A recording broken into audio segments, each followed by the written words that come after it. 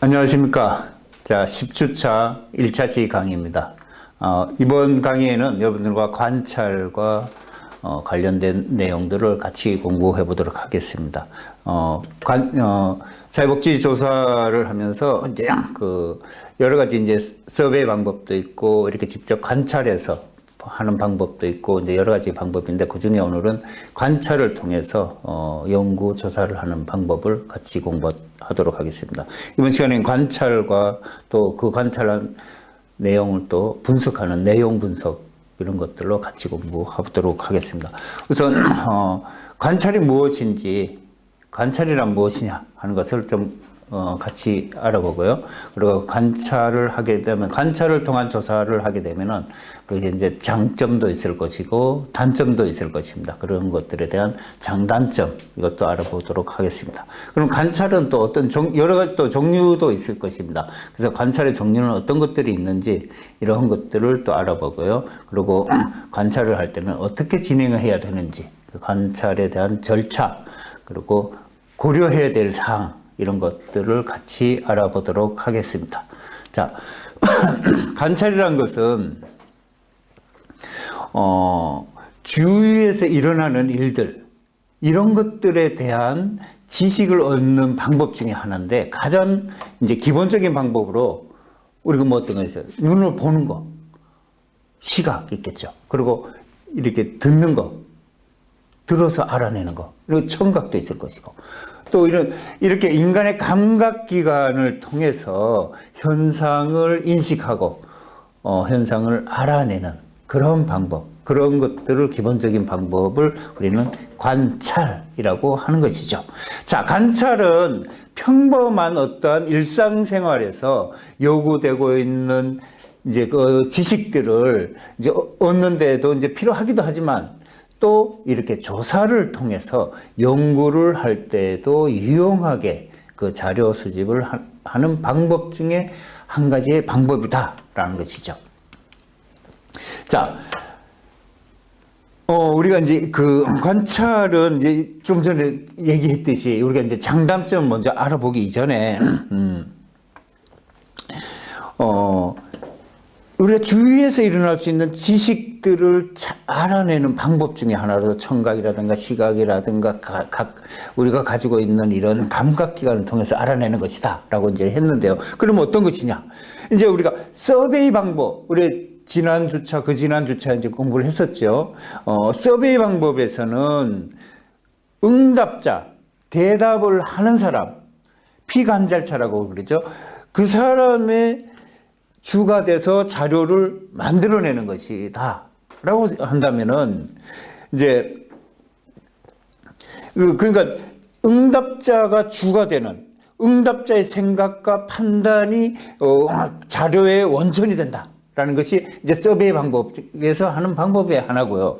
이제 지금 하는 관찰에서 하는 방법은 어떻게 조사자가 관찰을 하는 사람이 어떻게 돼요? 주가 돼서 그 사람의 보는 시각, 그 사람의 듣는 청각 이런 것들을 통해서 자료를 산출해내는 방법. 다시 말해서 관찰자의 판단에 의해서 이루어지는 과정을 우리는 이 관찰 방법이 되겠죠. 자, 이런 자료 수집 방법 차이는 이제 여러 가지 현상들이 이제 있는데 그런 현상들 중에 규정 중에서 누구의 관점에서 어느 사람의 관점에서 하는가에 따라서 그 과학의 근본적인 문제들이 연결돼 있다라는 것이죠. 자, 그러면은 뭐 이제 성별 같은 경우에 남자냐 여자냐 이런 것 따라서 달라질 것이고요. 이제 우편 설문 이런 것들이 이제 우편으로 설문을 해도 될 것이고 아니면은 만나서 면접을 통해서 대인 면접을 통해서 또 할 수 뭐 전화 면접도 있을 수 있을 거고 그다음에 전자서베이 이메일로 이렇게 보내서 하는 방법도 있을 것이고 여러 가지 그 방법이 있겠죠. 조사 대상자가 무엇을 체크를 했든지 간에 그것이 그 대상자의 성별의 자료가 되겠죠.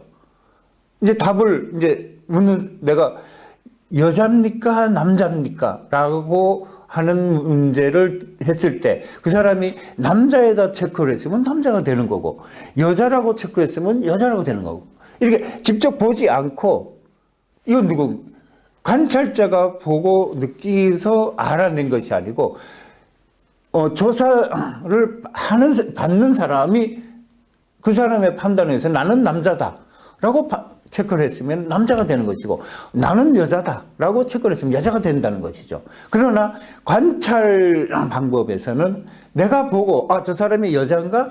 저 사람이 남자인가? 라는 것을 알아낸다는 것이죠. 이렇게 주가 누가 돼서 파악을 알아내는 것이 중요한 것이 된다라는 것이 있겠죠. 서베이 방법이 인간의 내면적인, 인간이 가지고 있는 그 내면적인 어떤 가치, 태도, 이런 것에 대한 자료를 수집하는 것에 있어서는 굉장히 효과적이다라고 한다면은, 관찰적 방법은 뭐예요? 인간의 외부적인 어떤 외부 행동이라든가 이러한 자료를 파악해내는 데 있어서 보다 더 효과적이다 라는 것을 우리가 알 수 있겠죠. 그래서 과학적인 조사 방법으로서의 관찰은 어떤 것이냐? 체계적으로 계획이 되고, 그리고 그 결과가 체계적으로 기록되어야 한다라는 것이고요. 그리고 일정한 조사 목적에 이제 도움을 줘야 된다라는 것이고요. 그 다음에 타당도와 신뢰도가 검증의 어떤 그 통제가 가능해져야 된다라는 것이겠죠. 자, 그러면은 이제 장단점을 좀 알아보겠습니다. 이제 여러 이제 장점들이 많이 있어요. 이게 그 관찰하는 방법 중에 장점도 있고 단점도 있는데, 그 중에 이제 장점은 조사자가 조사의 대상이나 행위가 일어날 수 있는 현장에서 즉시 어떠한 사실을 포착해낼 수 있는 그런 장점이 있겠죠. 그리고 연구 대상이 아동이나 아니면 동물이나 뭐 이런 것 같이 자기 의사를 구두로 표현할 능력이 없는 경우나 작은 경우에 관찰이 어때요? 유일한 방법이 자료 수집을 할 수 있는 유일한 방법이 될 수가 있겠죠. 구두 표현 능력이 있다고 하더라도, 설사 있다고 하더라도 조사 대상이 조사에 비협조적일 때, 그리고 조사를 거부할 때, 이럴 경우가 있을 수가 있습니다. 이럴 때는 피조사사의 협력을 덜 필요로 하는 이런 관찰이 유효하겠죠. 그런 점에서 관찰은 굉장히 유효한 어떤 조사 방법이 될 수가 있습니다. 그리고 피조사자에게서는 일상의 생활에서 너무나 익숙해요. 익숙한 것. 근데 그들의 관심이 미치지 못해서 내가 하고 있는 행동들이 굉장히 익숙한 행동들이에요. 근데 그것들이 그 관심에 미치지 못하기 때문에 면접법이나 질문법에서 의해서 얻을 수 없는 자료들, 이런 것들에 대해서 관찰에 의해서 수집이 가능해질 때도 있다라는 것이죠. 그리고 장기간 동안에 종단적인 분석이 가능해요. 오랜 시간 동안 내가 관찰을 하면서 어떤 사물이나 어떤 사람이나 어떤 결과에 대해서 그것을 지속적으로 관찰을 하고 기록을 해서 그것이 종단적인 어떤 분석이 가능해질 수가 있다라는 것이죠. 연구 대상이 질문지 조사나 면접 조사에 의해서 파악되기에는 너무나 복합적인 어떤 상황들이 있다. 이럴 경우에는 관찰이 굉장히 중요한 효과적인 그런 방법이 될 수도 있습니다. 그래서 이런 것들을 통해서 관찰은 굉장히 유효한 좋은 점을 갖고 있다는 것을 우리가 알 수가 있겠죠. 자, 그러면은 비언어적인 행동에 관해서 어떤 자료를 수집함에 있어서 서베이 조사나 아니면 실험이나 아니면 문서 조사나 뭐 다양한 조사보다는 이런 관찰 조사가 뛰어나다는 것을 우리가 알 수가 있겠죠.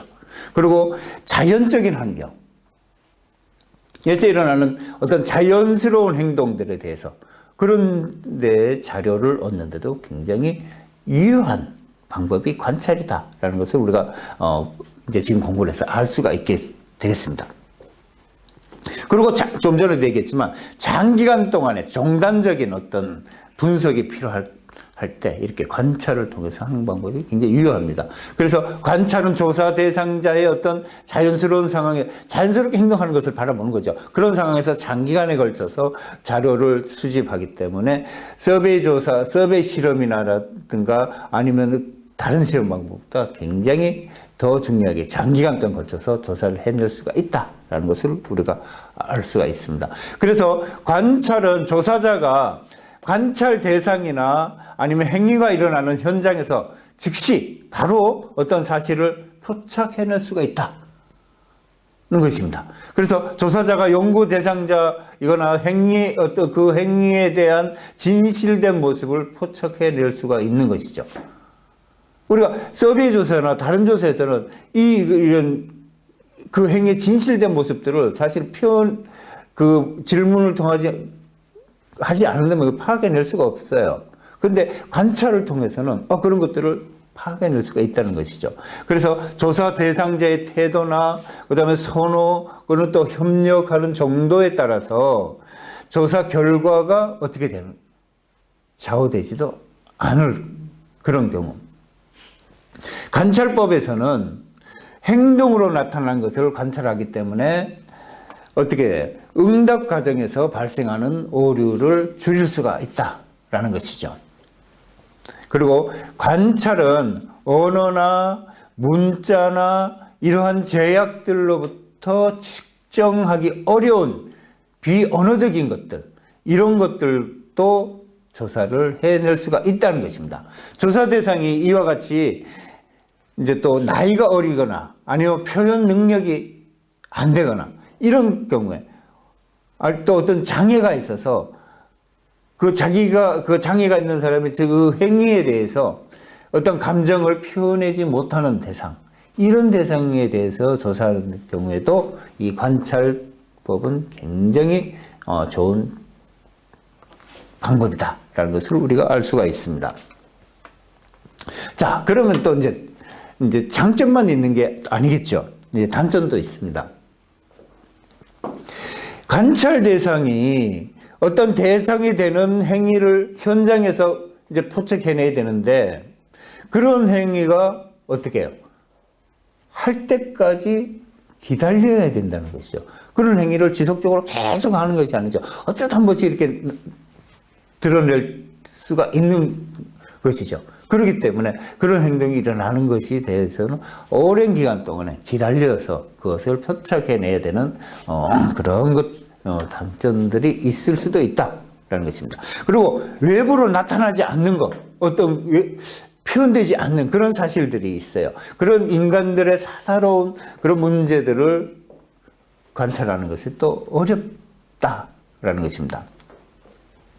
그리고 큰 규모의 어떤 집합체들을 한꺼번에 관찰하기는 어려워요.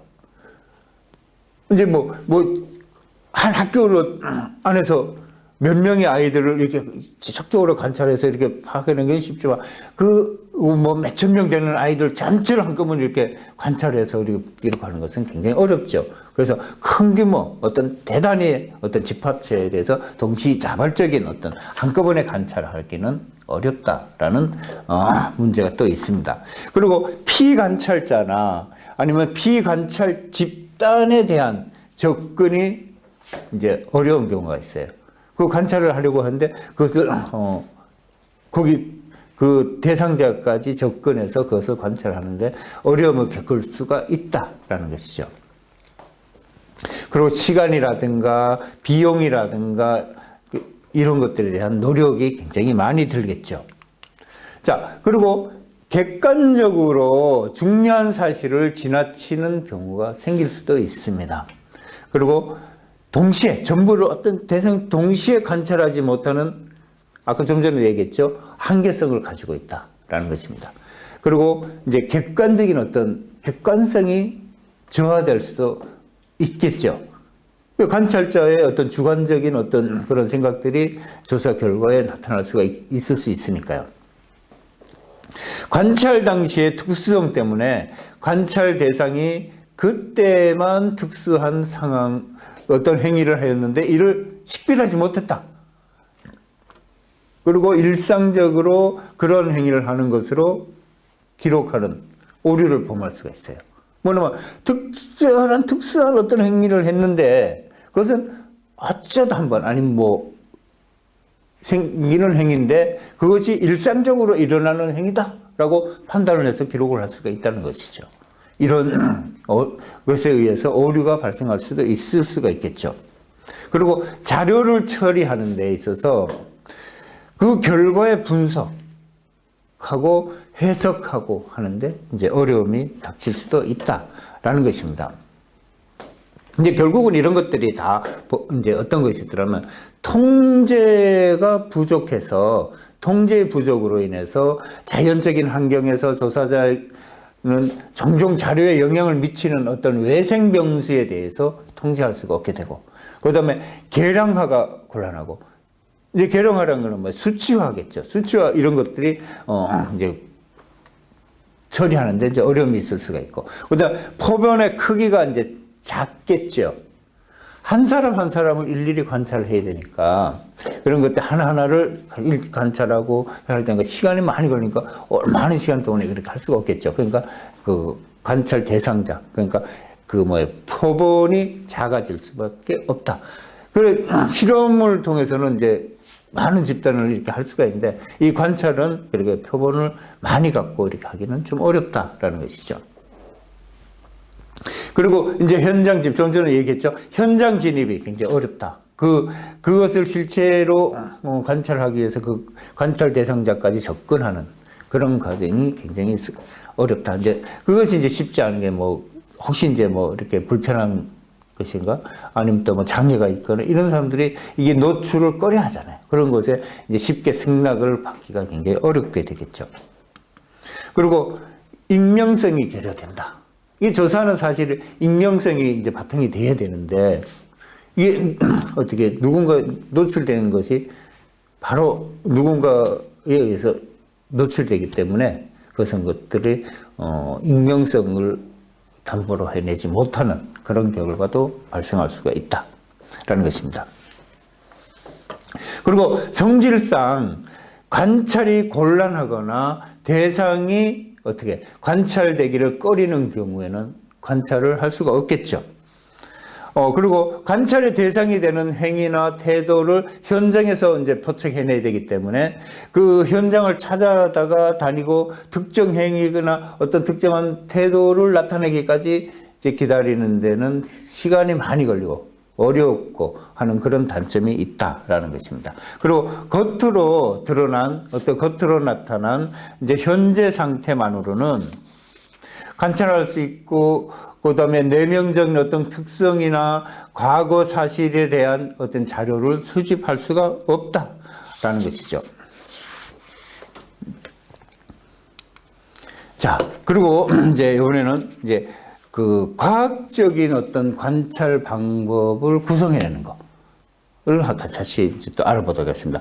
자, 과학적 관찰은 체계적이고 의도적인 어떤 자료 수집을 목적으로 하기 때문에 무엇보다도 이제 관찰자의 감각 그리고 주관을 체계적으로 제어할 수 있는 어떤 장치가 필요하겠죠. 이를 위해서 이제 과학적인 관찰 방법에서는 어떻게 하는가? 관찰의 대상 행동, 그리고 이제 기록, 그 다음에 이제 기록에 대한 어떤 타이밍 이런 것들을 고려해야 된다라는 것입니다. 자, 관찰 대상의 행동에서 우리가 이제 먼저 이제 바라봐야 될 것은 어떤 것이 있냐? 비구두적인 행동. 이것을 이제 봐야 되는데, 신체의 어떤 움직임이라든가 어떤 관련된 행동으로 어떤 심리학적인, 어떤 사회 심리학적인 어떤 그런 과정에 대한 적절한 자료로, 이제 지표로서의 활용이 될 수가 있다라는 것입니다. 이제 그 예를 들어 보면 어떤 것이냐면은, 이제 말을 하면서 이제 나타나는 다양한 행동들이 있겠죠. 뭐 얼굴 표정이라든가 몸의 어떤 행위라든가 어떤 시선이라든가 몸짓 뭐 이런 것들이 있는데, 이런 것들에서 말에 담긴 어떤 그 뉘앙스, 감정, 이런 것들이죠. 이런 것들이 비구두적인 행동이다라는 것이죠. 이런 것들을 잘 관찰해야 될 것이고, 그 다음에 이제 공간적인 행동. 이제 개인이 이제 자신을 둘러싼 공간들에 대해서 공간을 구조하는 그 시도와 관련된 어떤 행동들, 그런 것들이 있겠죠. 이제 이런 것 어떤 것이냐면은, 이제 사람들이 뭐 이리저리 움직이는 거 있잖아요. 뭐 이리저리 움직이고, 그 어떤 사람에게는 가까이 가서 얘기하거나, 뭐 가까이 뭐 가서 이렇게 행동하거나, 그 어떤 사람은 꺼려서 멀리 이렇게 하고 싫어하는 사람, 그런 거 있겠죠. 이런 공간적인 행동, 이런 것들도 우리가 찾아봐야 될 것이고. 그리고 언어 외적인 행동. 이제 뭐냐면, 언어 외적인 행동은 내용이 아닌 언어 행동들을 이제 의미하는 것인데, 말의 횟수라든가 크기, 그리고 또 말을 자르는 경향, 또 뭐 발음의 특성, 뭐 이런 것들이겠죠. 이런 것들을 또 우리가 관찰을 해봐야 되겠다라는 것입니다. 그리고 언어적인 행동이 있을 수가 있겠죠. 자, 언어적인 행동은 그 뭐라 그럴까요? 그 말의 내용하고 그다음에 구조적인 특성, 이런 것들을 이제 우리가 이렇게 관찰해 봐야 된다라는 것입니다. 그다음에 이제 타이밍은 이게 이제 시간과 샘플링 스케줄을 사용하는 것이라고 할 수가 있는데, 이게 뭐 어떤 것이냐면, 어떤 행동을 처음부터 끝까지 모든 시간 동안에 계속 관찰하는 것은 이제 거의 불가능하겠죠. 그렇기 때문에 어떤 시점을 선별해서 어떤 시점을 두고 관찰할 것에 대한 관한 것을 타이밍상으로 결정을 해야 되는 것. 이런 것이죠. 이런 것이, 우리는 그 시간과 샘플링 스케줄이라고 하는 것입니다. 이런, 툴을 사용해서 관찰을 해야 되겠죠. 자, 그리고 또 이제 기록이 있겠죠. 자, 기록은, 체계적인 관찰을 이제 하기 위해서는 이제 기록이 이제 필요한데, 이제 기록을 하기 위해서는 어떻게 해요? 행동이나 아니면 사건이 발생한 어떤 상황을 정확하게 기록하기 위해서 이제 필요한 시스템이죠. 그것이 기록이죠. 그래서 이 기록은 어떻게 해요? 연역적인 접근 방식과 기납적인 접근 방식이 있을 수가 있습니다.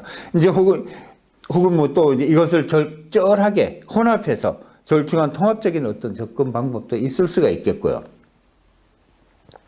자, 연역적인 접근 방법은 먼저 조사를 하려고 하는 개념에 대한 어떤 개념적 정의를 먼저 내리고, 그리고 그 속성에 대한 지표를 이제 구체화해야 되겠죠. 구체화해서 만들어 놓은 다음에, 그 다음에 그 결과로서 돌출해내는 측정 도구를 이제 만들어내는 거, 기록하는 그런 방법이 우리가 연역적인 접근 방법. 우리 연역적인 접근 방법과 귀납적인 접근 방법은 처음에 우리가 공부를 할 때 배웠었어요. 자, 관찰을 기록하는 그 과정이 곧바로 유형화된 답을 만들어내는 것하고 같은 방법이죠. 그래서 관찰자는 미리 어떻게 해요? 관찰자는 미리 구체화된 어떤 측정될 그 척도를 따라서 그 평점을 하는 사람과 같이 자유도가 굉장히 극히 제한된 방법으로 이제 하는 거죠. 그래서 양적 자료 수집에 굉장히 유리한 방법이 그 연역적인 접근 방법이다라는 것입니다. 그리고 기납적인 접근은 경험적이다. 이렇게 얘기할 수 있죠. 경험적인 접근이다라고 이제 얘기할 수가 있는데, 그 관찰을 진행해 가면서 특정한 지표에 대한 유형을 찾아내고 확인해내고 그 후에 그거에 대한 정의를 답을 내는 거. 이것이 기납적이겠죠. 어떤 미리 구조화된 어떤 그 스케줄을 갖추지 않은 상태에서 비교적인 자유롭게 이제 관찰을 하는 거예요. 이제 바라다 보는 거죠. 관찰에 나가면서 그 과정에서 기록을 이제 하는 거예요. 그리고 관찰 대상에 대한 개념에 대한 것은 체계적인 정의가 이제 없는 상태에서 부재한 경우에 주로 이제 사용이 되겠죠. 그리고 양화된 어떤 기록보다는 질적인 기록 시스템이 요구가 되 것이 바로 이 기납적 접근 방식입니다. 그리고 연역적 접근은 개념적 정의가 정확한 것인지 미리 확인해 둘 필요가 있고요. 확인할 수 이제 참 필요가 없고, 그다음에 기납적인 접근은 수집된 자료를 통해서 개념을 어떻게 하는 것입니까? 유형화시키는 그런 작업이 쉽지 않은 그런 단점이 있습니다.